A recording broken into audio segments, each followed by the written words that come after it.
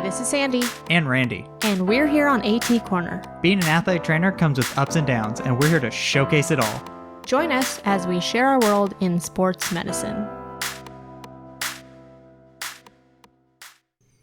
Welcome back to another episode of AT Corner. For this education episode, we are talking about plantar fasciitis, or maybe the correct term would be plantar fasciopathy. And that's a new one for me, surprisingly. What's funny is when we had Scott on, we were just talking about it. And he brought up plantar fasciopathy, and I said, yes! I mean, it makes sense. I just never thought about it. I don't think many people think of plantar fasciitis and then plantar fasciopathy. Like, I feel like that'd be weird to say because everyone's just so used to saying plantar fasciitis. I feel like tendinopathy sounds better. A plantar tendinopathy. No. So, with this being an education episode, what is special about these episodes? So you guys, if you are new or if you are a seasoned listener, this episode is eligible for free CEUs through our partner, Precision AT. Thank you, thank you, thank you. Big thank you to them. Make sure you check the show notes for the links for the course evaluation and the course quiz. If you guys want bonus content, we do have bonus content available for purchase. It will include the show outline. It will include a demonstration and instructions on how to do toe yoga and how to do arch shaping. Which, by the way, Sandra is really good at toe yoga. Yeah, you can only see my skills if you purchase the bonus content. Yeah, I will not bore everyone with me trying to do it and then you paying me to watch me struggle at toe yoga. So we'll get a pro to do that. If you also purchase that, it will also give you an extra 0.25 CEUs. Yes, absolutely. So let's get into it. Yeah, so for talking about plantar fasciitis, our objectives are we're going to discuss the relevant anatomy of the foot as it relates to the plantar fascia, because of course, got to talk about anatomy. Then we're going to examine some treatment options for those with plantar fascia pain. And then we're going to look at some biomechanical deficits associated with plantar fascia pain and how we can use these deficits to guide what we're going to do with rehabilitation. I'm really excited for this, but let's start with the anatomy. Wait a minute, wait. Why do you go from, I'm excited, but anatomy? Anatomy's dope. It is, but sometimes when you're listening to a podcast, it could be dry. Very boring. But let's make this fun. Ready? Yes, this is one of those wines, even though it's dry, it's very good.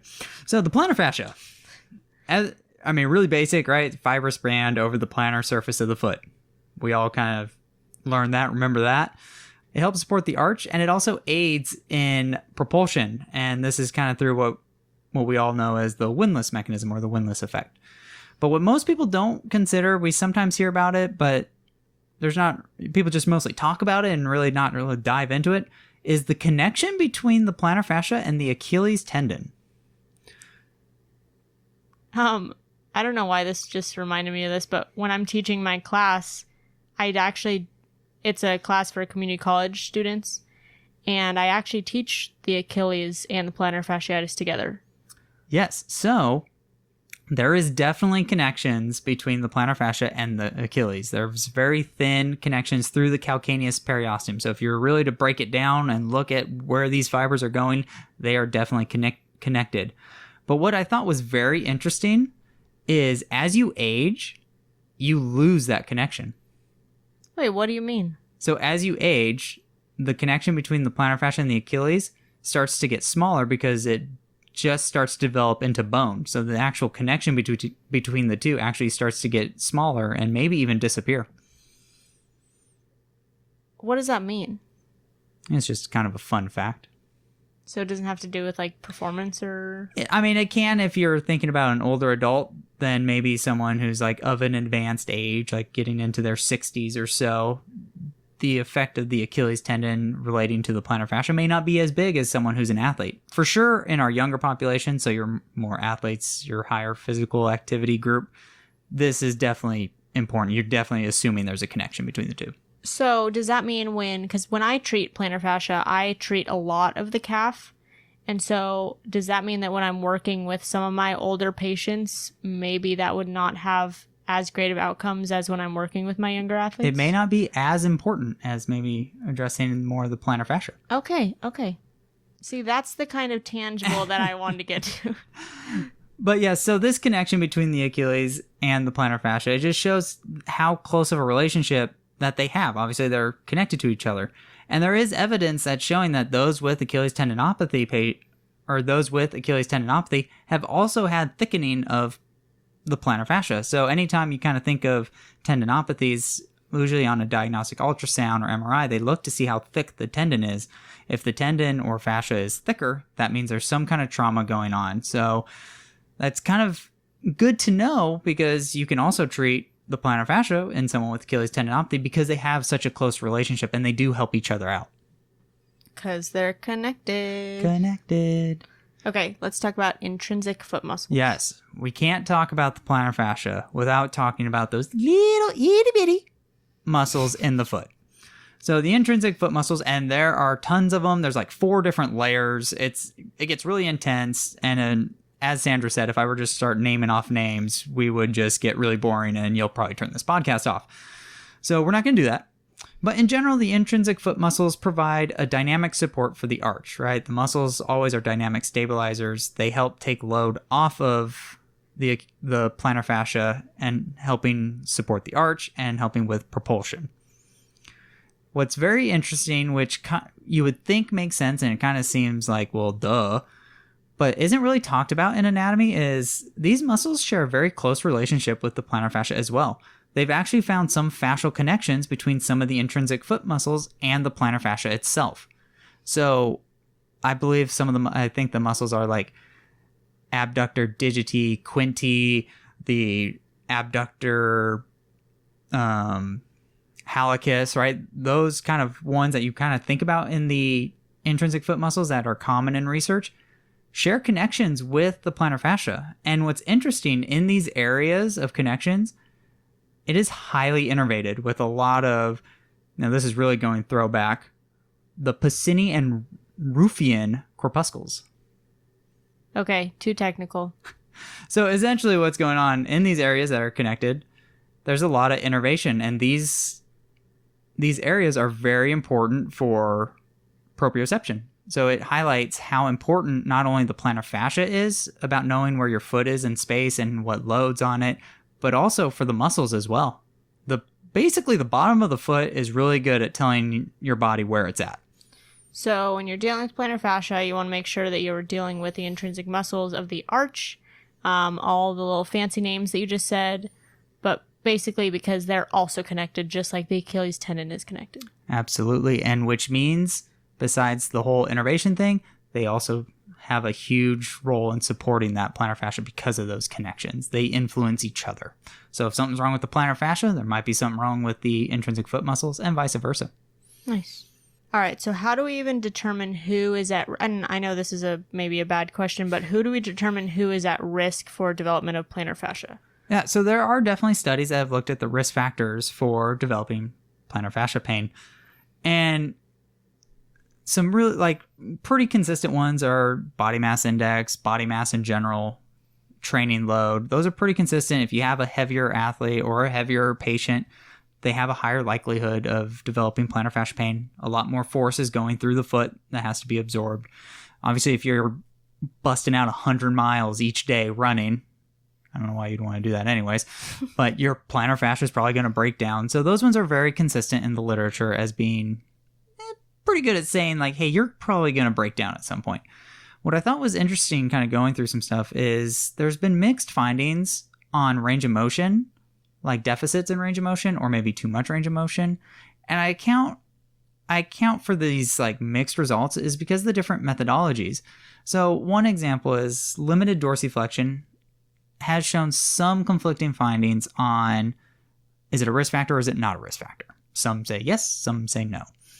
And I think what you have to do is you have to really examine the scope of what other compensations get created because of a lack of dorsiflexion.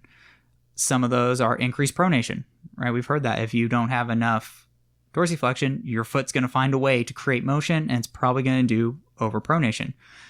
Also increased rear foot eversion, which is a part of the motion of pronation as well. So some studies say those are risk factors.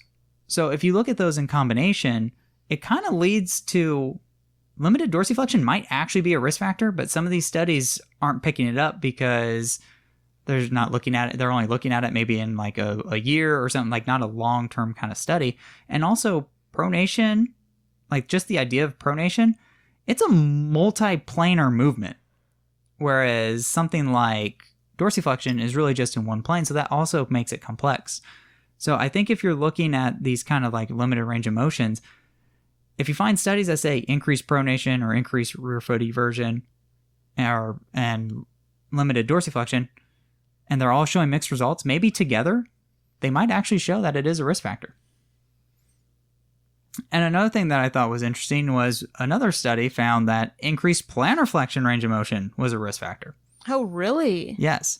But when you think about it also, if you have too much plantar flexion, you might have lost dorsiflexion, and your increased plantar flexion is because of calf tightness, which if you have calf tightness, what are you probably limited in?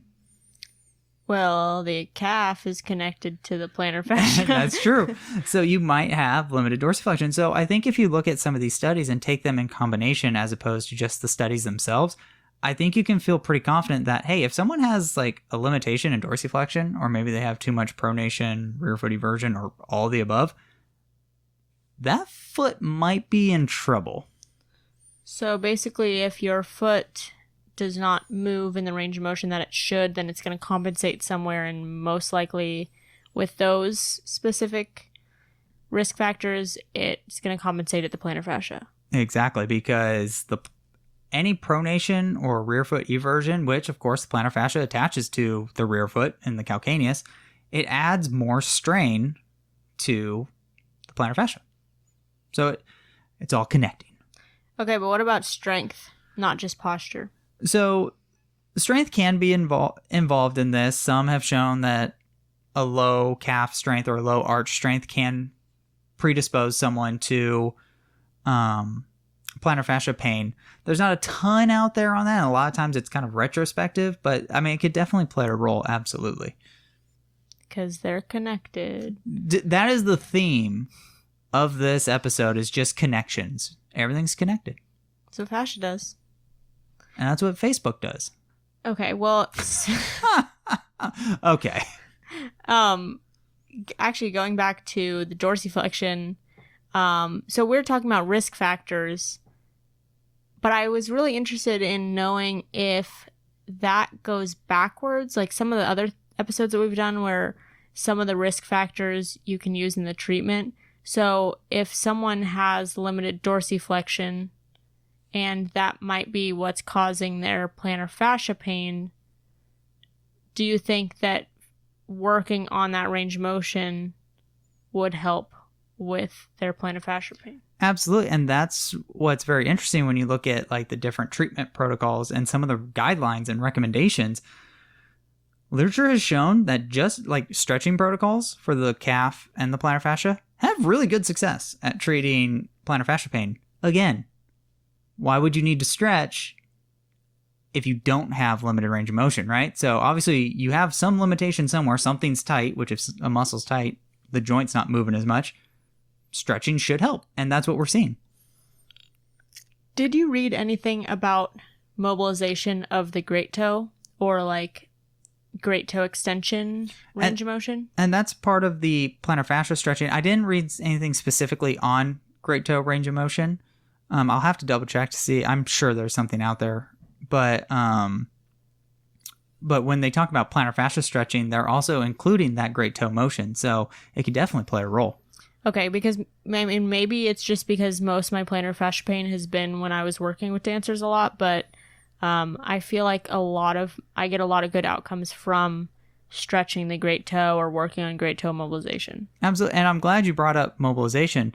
So manual therapy has also been looked at, and when it's added to these normal protocols of strengthening or stretching, it is shown to give you a little bit more better of a result than each of those protocols in isolation. And this is similar to what we do in practice, right? We don't just like tell someone to stretch and like, oh, like, we'll call it a day or just do some exercise. No, we try to do a combination of things that we think is going to help our athletes or our patients.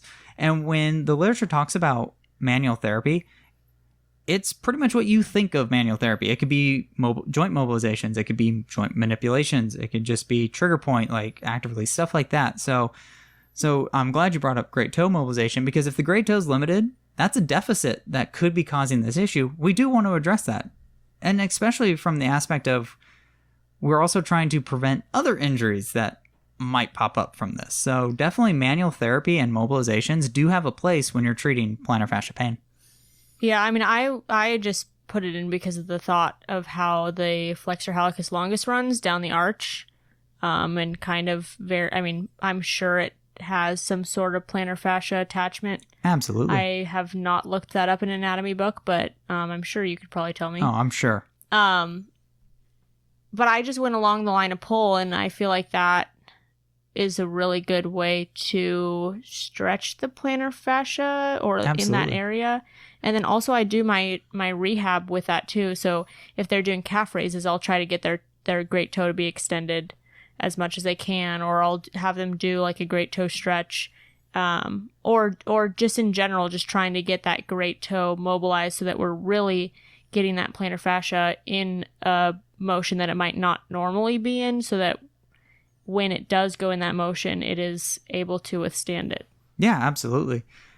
And also, when we talk about like mobilizations of tissue, let's not forget other muscles that might be influencing this, like the hamstrings.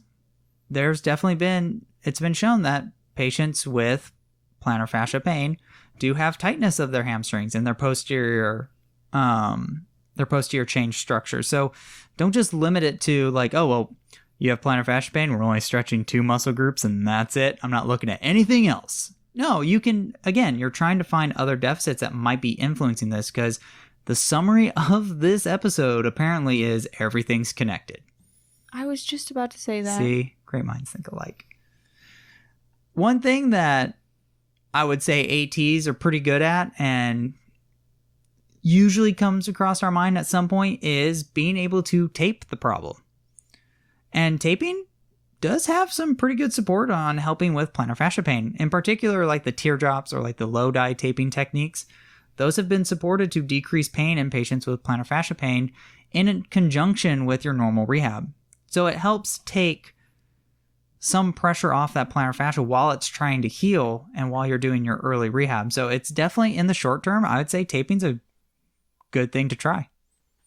Well, I always think of taping as a Band-Aid anyway, so the way that I explain it to my patients is what we're doing as a Band-Aid, because rehab is not a Band-Aid, and right now you need a Band-Aid. So we're going to do rehab because your injury didn't happen overnight, so you're not going to fix it overnight. But while we're doing that, we're also going to do this Band-Aid that will fill in the gaps of what we need until we can get to that point that we don't need that. Absolutely.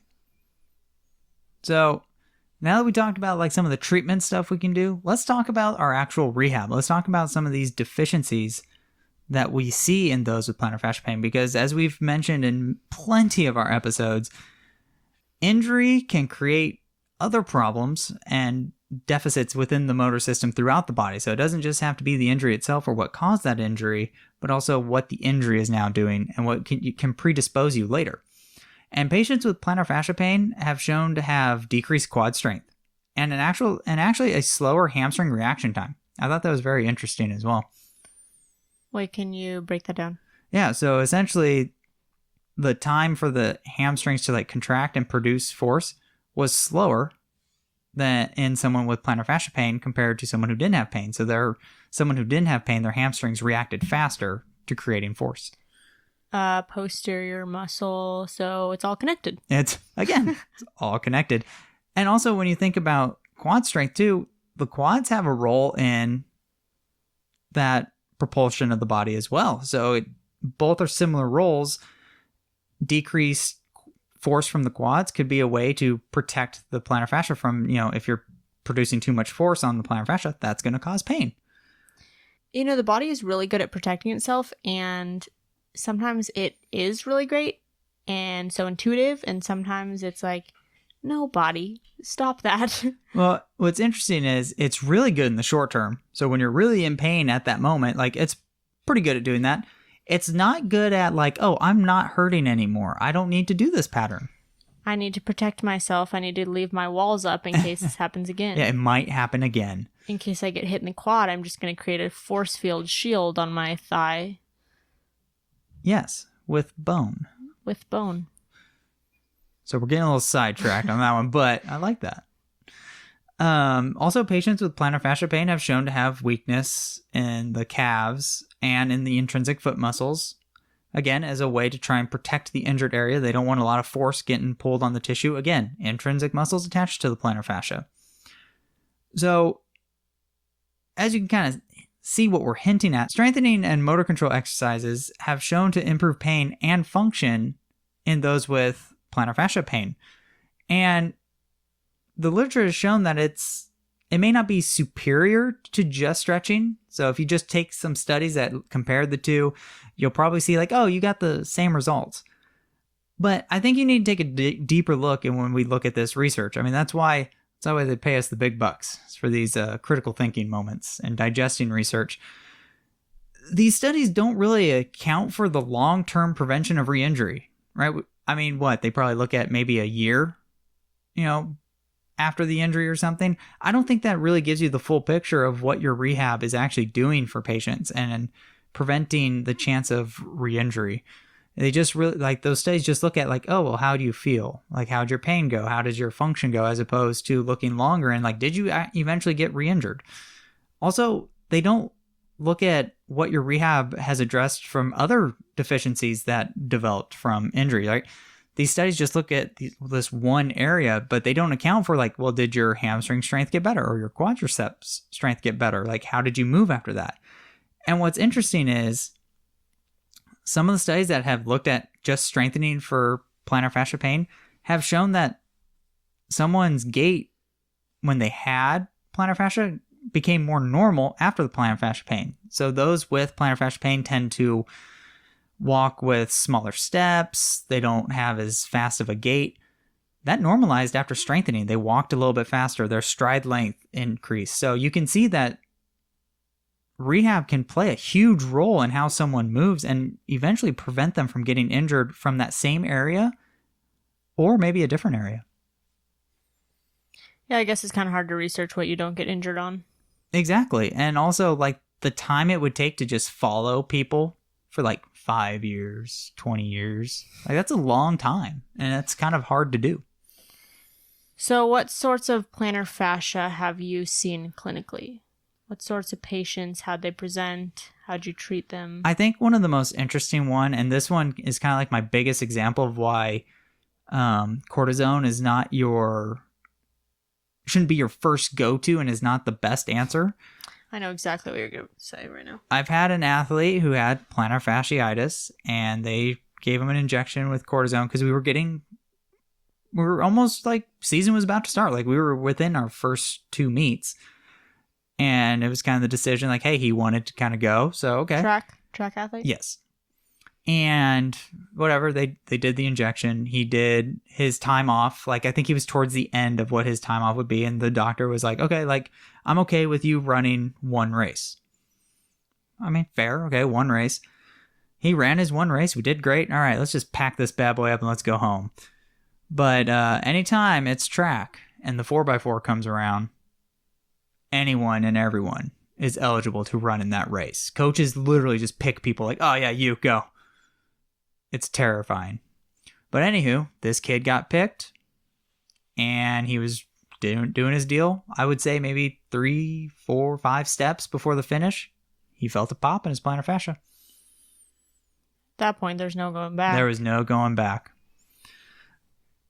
I think that's my biggest example, or like definitely my biggest example of someone with plantar fascia pain, but also the dangers of using cortisone, especially for plantar fascia. When I was reading about treatment options, like, they would hint at like corticosteroid injections, but then they always talked about the risk of rupture. That's what happened to this kid. I can't imagine, especially in the beginning of season. Oh, it was terrible. What about you? What do you got any plantar fascia stuff? I had one pretty significant for an entire semester. I guess you can't really call it a dance season. But when I was working at a dance clinic, we had a girl who was a ballet dancer, and she had super high arches. Oh yeah, is high arch, low arch? Is that any indication? It's kind of either or. So I think anything that's abnormal that could possibly put extra strain on the plantar fascia could be a risk factor. So she had very high arches, and she every day in ballet would just she couldn't stand by the end of class basically. And so we had her every morning. We would start with an ultrasound. Our treatment varied from ultrasound and scraping, ultrasound and stretching. I did a lot of great toe, like I said, great toe mobilization, stretching, FHL. I worked on the FHL. I worked up the medial calf where the FHL sits. I did some Pilates with her. I did post-tib rehab just because it ran along that area too. And also the posterior tib plays a huge role in supporting the arch. Yep. And I'm trying to remember because this was 2 years ago. Did you throw some glutes in there? Yes.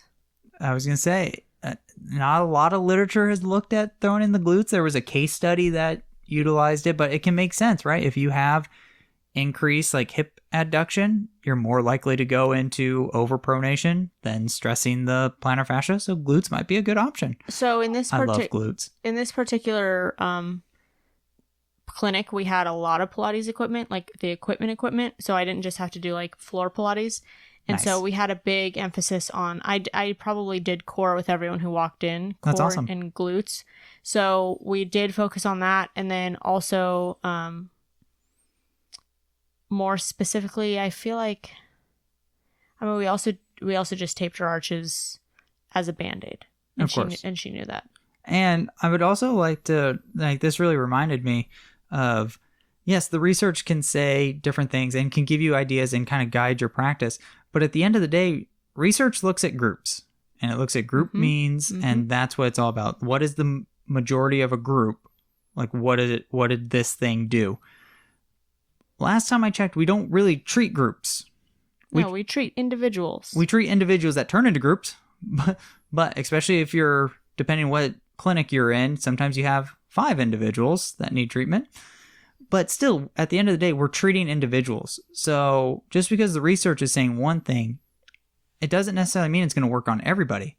So take the person, like you said, someone with high arches. Maybe the literature is really mixed on, does pes cavus create a risk factor? But this person who has pes cavus is having plantar fascia pain. Maybe that is the cause for her. And then also I would say it kind of goes back to mobility. Manual therapy has been shown to be pretty successful with plantar fascia pain. So she might benefit from that. You know what? Actually, that jogged my memory a little bit because this particular athlete, she was lacking hip external rotation. And so when I went to go watch her just do a movement assessment in her ballet class, because of her lack of external rotation, when she would stand with her feet in her hips in external rotation, heels together, she would compensate by pronating in her feet. So I wonder if that had something to do with it as well, because we also worked on control of the external rotators, because it wasn't necessarily that she was weak in it. It was just the endurance and control that she didn't really have. Absolutely. And so that along with the glutes and core that we did, we got her through. She was dancing multiple hours I want to say 6 hours a day. And man. Yeah. So, collegiate dancer. Yeah, definitely. So we were able to get her through. I definitely think she got better, but I think that rest also would have been nice. Relative rest. Yes, rest is always, that's always the comment is, well, this would be nice. Yeah. And plantar fascia is hard because you're on your feet all day. And also, you're on your feet all day. Humans are designed to walk. Yeah. So that thing is pretty important in our ability to walk. So that definitely does kind of complicate things. And that's why the taping can help, at least in the short term. Cool. Do you have anything else? Nope. I think that's it. So again, if you guys are interested in CEUs, make sure you go down to the show notes. There's a free option for the course quiz and course evaluation, or if you want bonus content, if you want more CEUs, if you want a show outline, if you want to learn how to do toe yoga, if you want to learn how to do an arch tape, then head over to precisionat.com/home CEUs, I believe. I believe so, yeah. It's all in the show notes. And then also there's a 10% off code down there. If you guys want to skip all that and just want to look at the references so you can do your own reading, you are more than welcome to check out our website, which is also in the show notes. And also the nice thing with Precision AT, it is a reporting year, and it's getting pretty close to that deadline. So Precision AT has all of our episodes on there that you can purchase. They also have their own CEU content from different events that they have done before. So it's a quick stop to get a lot of CEUs. And lastly, if you want to learn more about plantar fascia and talk about it with other clinicians, head over to our Facebook group, facebook.com/group/AT Corner Podcast. And then you can join us and talk with our peers. So anyway, I think that's all. Yes, thank you for helping us showcase athletic training behind the tape. Bye.